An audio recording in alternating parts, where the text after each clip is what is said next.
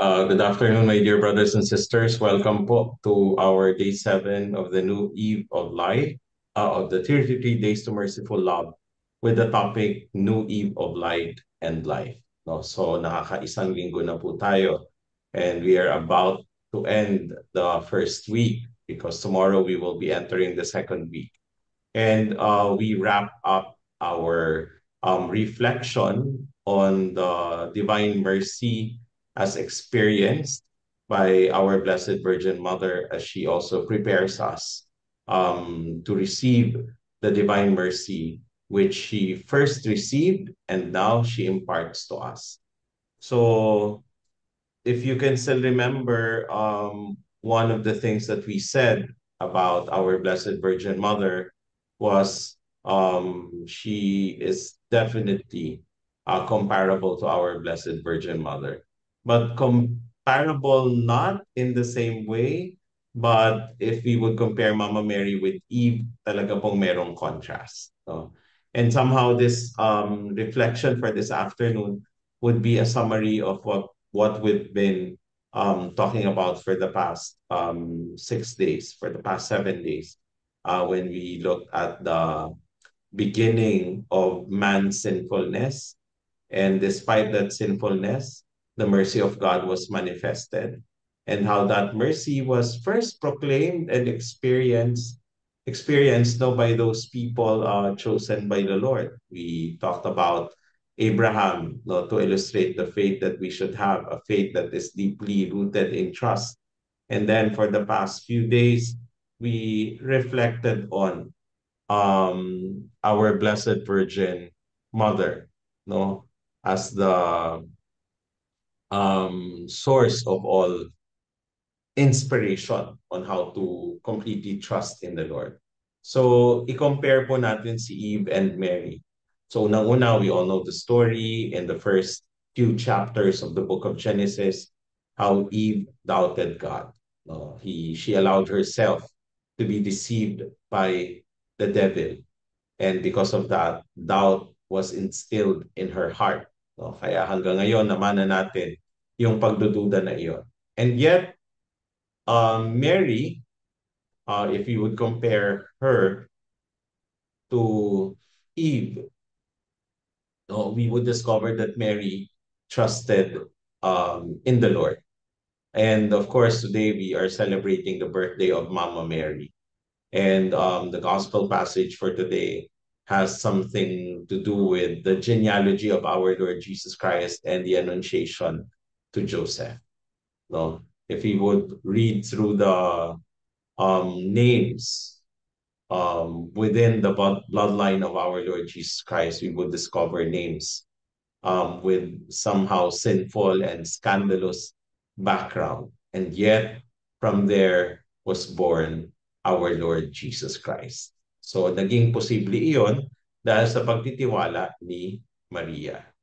And then, if you would talk about Eve, Eve in her pride disobeyed God. You know how the serpent, di ba, tempted, um, enticed Eve to eat from the tree of knowledge. So, because the serpent also said that if we would eat the fruit, the forbidden fruit, they would be like God. And since then, the fruit became so attractive in Eve's eyes, no? So, kaya din po ano makikita po natin na talagang ibang-iba si Eve kay Mary because Mary in her humility obeyed God. And let us not forget her famous declaration, I am the handmaid of the Lord, may it be done to me according to your will, to your word. And of course, when we talk about Eve, it was Eve who led us to sin. It was Eve who made us more prone to sinfulness. Mas na-intensify yung concupiscence or our tendency to commit sin. No, bahagi yan ng pagkamana natin ng original sin. At kung si Eve led us to sin, Mary, on the other hand, leads us to holiness. If we would only allow ourselves to be reborn in the Holy Spirit, no, from our Blessed Virgin Mother, whom we consider as our spiritual mother. So another good thing to point out would be how Eve led us to mortality. Si Eves dahil sa kanyang pagsuway and then hinayaan niya yung kasalanan na pumasok sa kanyang pagkatao. Kaya lahat ng susunod as a punishment, okay, for the disobedience of Eve, lahat ng tao ay mamamatay. Okay? So it's very important to point out. Whether we like it or not, we will all die. So, mabuti na lang kay Mama Mary because she leads us to eternal life. Through her yes, through her commitment, through the kind of faith that she lived. No, she leads us without us being passive. So may active participation sa pag-akay sa atin ni Mama Mary. Hindi lang basta iabot natin yung kamay tapos aakayin tayo. Kapag totally devoid ka of cooperation, hindi ka na aakayin, pero kakalad ka rin ka na. No? Kasi yung ano, no, yung um, taong um, kumbaga yung invitation sa atin to take the path to holiness as Mama Mary leads us to eternal life, no, kailangan niya ng cooperation. And we should be inspired by how our Blessed Virgin Mother cooperated with God's will. So in the same way, so hindi tayo basta kinakaladkad. Dapat inihahakbang natin ang ating paa para maipakita natin yung full cooperation to God's will, to God's desire for all of us. And then when we talk about Eve, she is the offspring. The offspring of Eve would crush Satan's head. When God gave the punishment to the first human beings, di ba yung punishment, Adam would till the soil and would experience the pain of doing labor, labor as working, while the first woman, Eve, okay, was punished by giving her an experience that is very painful, the pain of labor. And this time, to labor is to give birth. So, nung yung serpent naman, pinarusahan, it was told that, well, the serpent was told that the serpent would crawl in his belly. And his offspring would be the greatest enemy of the offspring of Eve. And that offspring of Eve would be our Blessed Virgin Mother. And that is why if you would look at an image, well, this is very common. This is a common feature in the images of our Lord Jesus Christ. How our Lord Jesus Christ, we would see as stepping on the serpent. Na minsan yung serpent may kagat-kagat pang apple. And again, remember that the fruit from the tree of knowledge was not an apple. It was not mentioned in the Bible. Yung apple lang po ay artistic representation of the forbidden fruit. So, yun po, binigyan ng propesya na yun nga yung offspring ng serpent, the head of his offspring would be crushed by the foot, okay, of the woman chosen by God. Yun nga sa Immaculate Conception statue, makikita si Mama Mary may apak-apak na ahas. I remember when I first saw it as a kid, I thought, may pet pala si Mama Mary na ahas. Yung pala hindi niya pala pet. Kalaban niya pala, no? Na Mama Mary was crushing his head. So, Jesus Christ, the Son of Mary, is Satan's greatest enemy. And he would crush the head of Satan. And let us not forget the contribution of our Blessed Virgin Mother in fighting the devil. Sa amin po as priest exorcists, lagi po namin dinadasal yung mga Marian prayers every time that we do deliverance. And we encourage people to always appreciate the beauty of Marian prayers. Yung very powerful po aside sa Hail Mary, syempre Hail Holy Queen, nandoon din po yung the Memorare. Remember, O most gracious Virgin Mary, that never was it known, etc., etc. And then, yung pinopularize po ni the late Pope St. John Paul, no, sorry, Pope Francis, no, the late Pope Francis, na dasalin yung devotion to Mary and the Door of Knots. Meron po nun, no? Very, very powerful. Every time that people would approach me and would say that they are being spiritually oppressed or demonically attacked, I would always tell them, pray the 9-day novena to Mary, Undoer of Knots. Madali lang po yung hanapin sa Bible.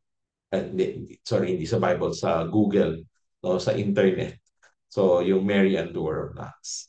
So, makikita natin, ano, yung difference ni Eve at ni Mary. Eve led us to damnation while Mary leads us to salvation.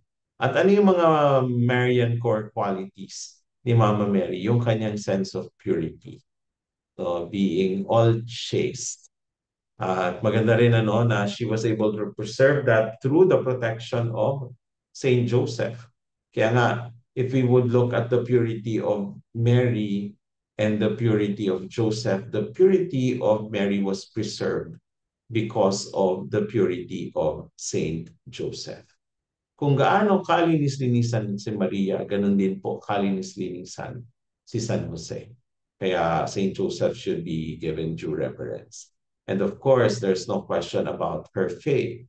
Her faith as seeing herself, no, as the handmaid of the Lord. And trust. Okay? Trust in God's plan. Trust, especially during the time of the crucifixion. Because I remember that was one of the things that we reflected upon. So, yung ano, no, yung labis na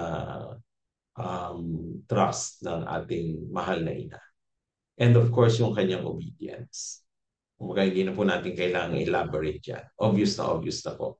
And we've talked about obedience um, for the past few days. No? So these core qualities of Mama Mary are also graces. And these are graces that build on human nature. So ibig sabihin, these things we can easily ask from the Lord. Kaya lang, hindi po sila basta automatic na magpapabago sa atin. So kailangan din po talaga nating mag-exert ng effort so that we may be able, our human nature may be able to cooperate with these graces so that we may learn how to live by them. So ito po yung Marian core qualities. Again, this is part of the summary, no, of our first week saan malami sa pagninilay natin ay nakasentro kay Mama Mary. So, si Mama Mary po, wag rin nating kakalimutan na siya rin po ay tao like us. She was also a human being. She lived amongst us. And that is why we give her due reverence. Not worship, but due reverence. If we would worship Mama Mary, baka po si Mama Mary mismo magalit sa akin. Baka sa atin. Baka po tayo mabatukan. No? Say, Mother Mary doesn't like to be worshipped even in the apparitions, in her appearances, and whenever she would deliver a message, she would always tell people, turn to my son, not turn to me. So turn to my son. Okay, follow my son. So doon po no makikita po natin how our Blessed Virgin Mother is human like us, and yet we give her due reverence. And as mediatrix of all grace, and being full of grace, she will not hesitate to impart to us the graces we need to grow in faith and trust in God. So again, graces that build on nature, graces that we need to cooperate with. She will lead us to the fountain of mercy. for the very obvious reason that she is the mother of the divine mercy. Kaya nga po yung congregation ni na Sister Faustina is named Sisters of the Our Lady of Mercy. Okay. So do not forget that. Sabi po ni Saint Teresa of the Child Jesus, in trial or difficulty, I have recourse to Mother Mary, whose glance alone is enough to dissipate every fear. Very beautiful words from Saint Teresa of the Child Jesus. So wag na wag pong kakalimutan na sa pamamagitan ni Mama Mary, well, wag po tayong matatakot. No? And of course, kapit lang, hindi mo pa man oras sa tagumpay or kung ano man yan, pero darating din ang panahon, yung tamang panahon, through God. Okay? Na yun nga, matutulungan tayo. And that is why every time that we experience trials and suffering, let us learn from Saint Teresa of the Child Jesus. Natingin lang ni Lord pag nagdadasal tayo sa crucifix. So magparamdam lang siya in some insight or through the people around us. Talagang kagaya ni Mama Mary, it will dissipate, no, our fears in life. Sabi din po ni Saint Faustina, the Mother of God told me many things. I entrusted my perpetual vows to her. I felt that I was her child and she was my mother. She did not refuse any of my requests. Reminding us that when we look at our relationship with Mom Mary, we should remember the words of our Lord Jesus Christ in one of his preachings, that he does not consider us um, strangers anymore, but he considers us as his friend. And therefore, as our friend, our Lord Jesus Christ is always ready to help us. And let us also not forget what Jesus Christ said, that we can always call God our Father. And when we look at God as our Father, we see Jesus Christ as our big brother. Mary is the mother of Jesus Christ. And that is why when we pray, you sing the name of our Lord Jesus Christ and pray through Mary. Siguradong tutulungan po tayo ni Mama Mary. Okay? So for our reflection po, pray that our Blessed Virgin Mother may help us develop a profound trust in the divine mercy. So ito po yung prayer natin for this afternoon as we reflected on the faith life of our Blessed Virgin Mother. Yung tomorrow po, medyo ibang core topic. At yun po yung babantayan. So we end our reflection with a prayer in the name of the Father, of the Son, of the Holy Spirit. Amen. Hail Mary, full of grace, the Lord is with thee. Blessed art thou among women, and blessed is the fruit of thy womb, Jesus. Holy Mary, Mother of God, pray for us sinners now and at the hour of our death. Amen. Come, Holy Spirit, fire of mercy, bring me through Mary to the fountain of mercy. The Lord be with you. And with your spirit. And may the Almighty God bless you all, the Father, and the Son, and the Holy Spirit. Thank you, Father Ian. God bless po and see you tomorrow. Afternoon. Thank you, Father. See you tomorrow.